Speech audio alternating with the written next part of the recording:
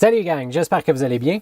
On a vu dans le dernier cours qu'il fallait essayer d'imaginer de nouvelles fondations pour bâtir notre société, pour ne pas refaire les mêmes erreurs qu'on faisait dans le passé. J'ai en tête, entre autres, le réchauffement climatique. Si on veut avoir des fondations solides, pour trouver les plus solides possibles, ça reste la démarche scientifique qui nous permet de nous rapprocher le plus de la vérité. Fait que c'est l'objectif de ce cours-ci, départager la science des pseudosciences. Particulièrement aujourd'hui, c'est super facile malheureusement de tomber sur des théories complotistes, de la pseudoscience. Essayer de départager le vrai du faux là-dedans, c'est pas super évident. Fait qu'aujourd'hui, je m'amuse, je vais démolir une couple de pseudosciences. Ça va vous équiper aussi pour être capable d'en démolir d'autres. Vous allez voir la démarche que j'entreprends.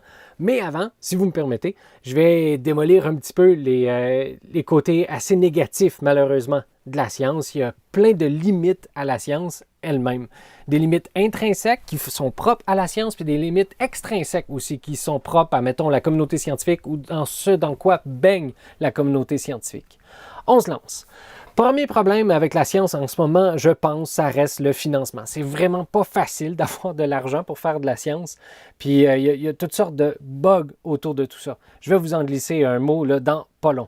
Il y a aussi le fait que la communauté scientifique soit présentée aussi comme une espèce d'autorité, mais ça appelle ça au sophisme de l'appel à l'autorité, qu'on arrête de remettre en question cette autorité-là. Tu sais, autrefois, il n'y a pas si longtemps malheureusement, quand les médecins disaient « Ah, vous avez un débalancement dans vos humeurs, il y a davantage des humeurs chaudes qui sont dans votre corps par rapport aux autres humeurs, il faut donc rebalancer ces humeurs-là. Vous n'avez pas une bonne humeur. » On a gardé cette expression-là. Donc, on va vous faire une saignée. Il ne fallait pas faire ça. Il ne fallait pas se fier à ça. Ça aurait été bon de départager à ce moment-là le vrai du faux. Il y a aussi des publications scientifiques qui sont considérées comme sacro-saintes, qu'on ne remet plus en question. Or, il faut être capable de le faire. On va le faire ensemble. On va voir un exemple classique ensemble. Puis ensuite, il y a tous les médias qui sont tout autour de la recherche scientifique, des publications scientifiques qui ont tout plein de problèmes eux autres aussi. Vous allez voir que c'est pas si pire. Ça pourrait être vraiment pire que tout ça. Mais Colin, c'est bon de remarquer c'est quoi les choses qu'il faut améliorer dans le domaine de la science.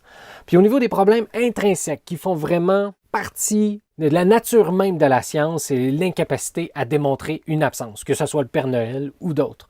On pourrait toujours dire « On ne l'a pas trouvé le Père Noël, ouais mais il est invisible. Ah ouais mais on a détecté infrarouge partout, mais il n'est pas là le Père Noël. Ah oui mais c'est parce qu'il est insensible aux infrarouges. » Bref, quelqu'un pourrait toujours argumenter que le Père Noël existe indéfiniment, puisque c'est très difficile, voire impossible de démontrer une absence.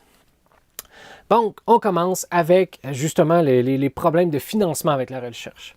En ce moment, ce sont les organismes publics qui financent la recherche, ou l'essentiel de la recherche là, qui fait avancer les choses. C'est sûr qu'on pourrait parler des pharmaceutiques, d'autres entreprises comme les pétrolières qui font avancer beaucoup de sciences, eux autres aussi. Mais c'est moins peut-être dans des directions que l'humanité le souhaiterait. Quand un gouvernement comme la province du Québec ou le gouvernement canadien ou les États-Unis ou la France décident de financer de la recherche, ils lisent des demandes de subventions, choisissent à qui ils vont donner cette subvention-là selon une panoplie de critères. D'abord, est-ce que vous avez publié beaucoup d'articles scientifiques dans votre vie? Si oui, vous avez plus de chances d'avoir des subventions. Par exemple, c'est un des critères. Votre nombre de diplômes, avec qui vous travaillez, la solidité de vos idées, c'est tous des critères qu'ils vont regarder. Mais regardez cette blague-là qu'a faite PhD Comic. Moi, je la trouve excellente. En fait, j'ai bien ri quand j'ai lu ça. Comment c'est supposé fonctionner? C'est qu'on écrit une demande de subvention, on obtient de l'argent. Une fois qu'on a cet argent-là, on fait la recherche, on publie nos résultats et après ça, avec ces résultats-là, on peut demander de nouvelles subventions. Une fois que notre hypothèse est devenue théorie, on est capable après ça d'émettre de nouvelles hypothèses et on continue à tourner dans ce cycle-là. Ça a du sens. Mais PhD Comics, lui, il tournait ça en boutade en disant « On fait de la recherche, on reçoit des résultats, mais on ne publie pas de suite. » On appelle ça des résultats préliminaires. Ces résultats préliminaires-là, vous écrivez une demande de subvention avec elle, alors que vous avez déjà les résultats, mais vous dites que vous essayez d'obtenir ces résultats-là, vous obtenez l'argent, vous publiez, avec l'argent que vous avez obtenu, vous faites de la recherche sur ce que vous voulez et vous continuez. C'est un peu triste. Ça pourrait être davantage comme c'est supposé fonctionner. Mais c'est l'un des problèmes avec la recherche, c'est comment aller retrouver l'argent. Je parlais des pharmaceutiques, des pétrolières. En fait, il faut regarder où dans notre monde, où se situe l'argent. Puis c'est là que les grandes décisions vont se prendre. Fait que, en ce moment, c'est assez rentable, s'il vous plaît, de mettre beaucoup d'argent sur, mettons, la publicité des Tylenol ou du Viagra ou de ce que vous voulez, plutôt que de mettre de l'argent dans des problèmes qui affecteraient beaucoup de monde, mettons le paludisme, la malaria, mais où les gens qui sont malades ont très peu d'argent pour acheter des médicaments, ce qui est un peu plate. Fait que c'est ça. La recherche va aller là où il y a de l'argent. Fait qu'il faut réfléchir à comment on va financer la recherche. Donc,